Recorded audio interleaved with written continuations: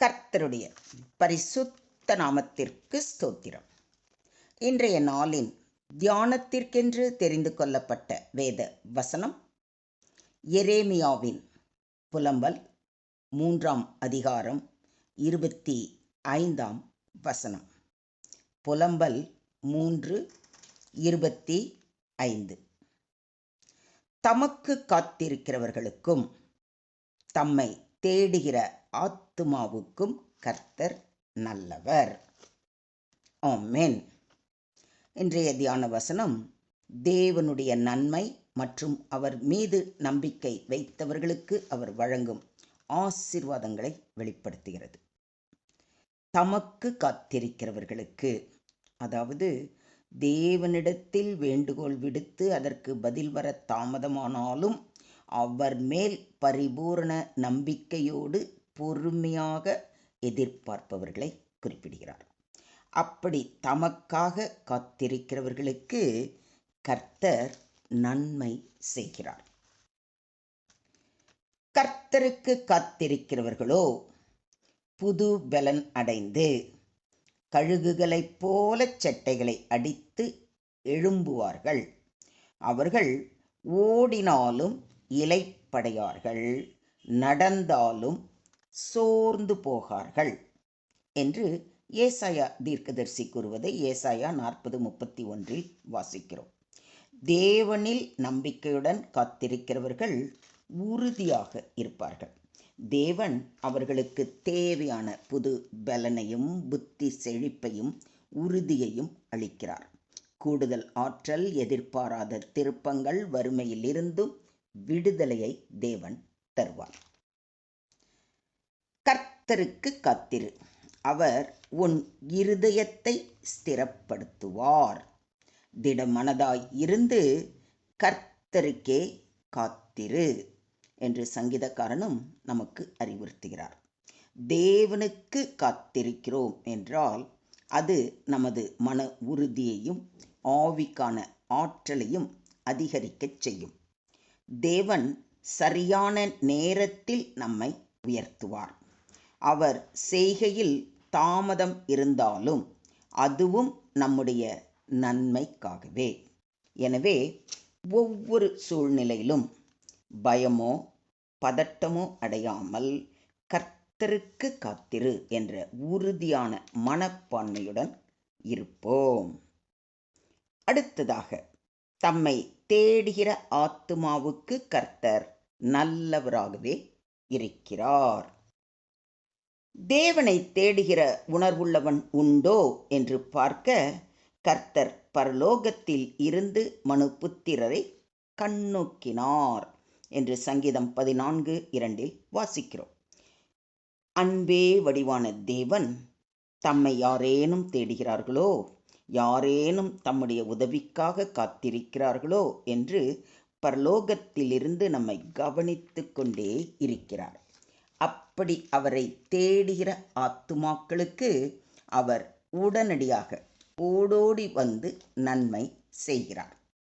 இயேசு இந்த பூமியில் இருந்தபோது நன்மை செய்கிறவராகவே சுற்றித் திரிந்தார் என்று வாசிக்கிறோம். அவர் பரலோகத்தில் இருந்தும் தம்மை தேடுகிறவர்களுக்கு நன்மை செய்கிறவராகவே இருக்கிறார். தேவனை தேடுபவர்கள் அவரிடம் இருந்து இரக்கத்தையும் வழிகாட்டுதலையும் பெறுவார்கள்.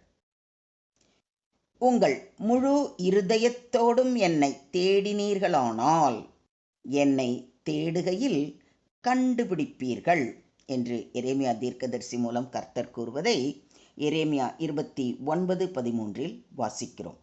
தேவனை தேடும் ஆத்துமாக்கள் அவரின் அன்பையும் அருளையும் அனுபவிக்கலாம். தேவனை முழு இருதயத்தோடு தேடினால் அவர் நிச்சயமாக கிடைப்பார். தேவனிடம் சென்றவர்கள் ஒருபோதும் வெறுமையாக திரும்புவது இல்லை.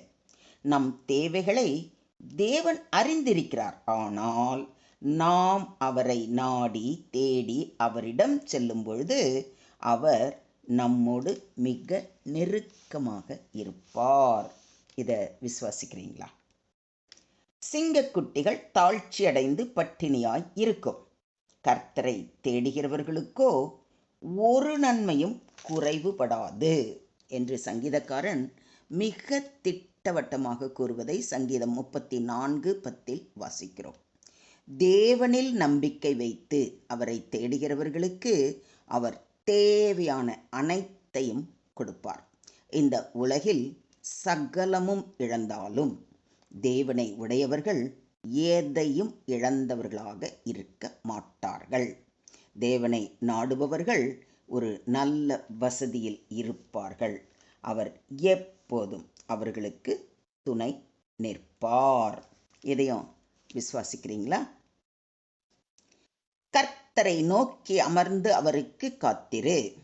காரிய சித்தி உள்ளவன் மேலும் தீவினைகளை செய்கிற மனுஷன் மேலும் எரிச்சலாகாதே என்று சங்கீதம் 37:7 நமக்கு அறிவுறுத்துகிறது.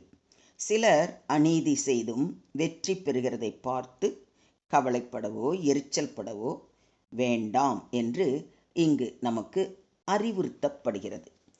பல நேரங்களில் நாம் எவ்வளவோ நன்மை செய்தும் அதற்குரிய பலன் கிடைக்காமல் மேலும் மேலும் சில சோதனைகளில் அகப்பட்டு வருத்தப்படுவோம். அப்படிப்பட்ட நேரங்களில் எதிராளியானவன் எவ்வளவோ கொடுமைகள் செய்தும் சுகபோகமாக இருப்பதைக் கண்டு நமக்கு எரிச்சல் ஏற்படும். அதைத்தான் இங்கு தீவினை செய்கிறவர்கள் மீது எரிச்சல் கொள்ளாமல் கர்த்தரை நோக்கி அமர்ந்து அவருக்கு காத்திரு என்று வலியுறுத்துகிறது. நாம் கர்த்தரின் பாதம் அமர்ந்து அவரையே நோக்கி பொறுமையுடன் காத்திருக்கும் பொழுது தேவன் ஏற்ற சமயத்தில் அனைத்தையும் சரிய முடிவுறுத்துவார். தேவன் நீதியாக இருப்பவர், நியாயாதிபதி. அவருடைய நேரத்தில் அதனதன் காலத்தில் நேர்த்தியாய் செய்யவல்ல தேவன் அவர். அவர் செயல்படும்போது நம்மை அவர் அழைப்பார். மூன்றாவதாக, கர்த்தர் நல்லவர் என்று சொல்லியிருப்பதை கவனியுங்கள். அதாவது தமக்கு காத்திருக்கிறவர்களுக்கும் தம்மை தேடுகிறவர்களுக்கும் அவர் நல்லவர். God is good all the time. அவர் நல்லவர். அவர் எப்பொழுதும் நம்மை ஆசீர்வதிக்க விரும்புகிறார். கர்த்தர் நல்லவர். இக்கட்டு நாளிலே அரணான கோட்டை. தம்மை நம்புகிறவர்களை அறிந்திருக்கிறார் என்று நாகும் தீர்க்கதரிசி கூறுவதை நாகும் 1:7 வாசிக்கிறோம். தம்மை நம்புகிறவர்களை அவர் அறிந்திருக்கிறபடியால் அவரே அரணான கோட்டையாய் அவர்களை மூடி மறைத்து பாதுகாத்து அவர்களுக்கு வேண்டியதை வழங்கும் நல்லவராகவே இருக்கிறார். மொத்தத்தில் இன்றைய தியான வசனம் நமக்கு கற்றுக் கொடுக்கும் பாடம், தேவனை நோக்கி நம்பிக்கையுடன் காத்திருக்க வேண்டும். அவரை முழு இருதயத்தோடு தேடினால் நிச்சயமாக அவரை காணலாம். தேவன் நல்லவர். அவர் நம்மை ஒருபோதும் விட்டுவிட மாட்டார்.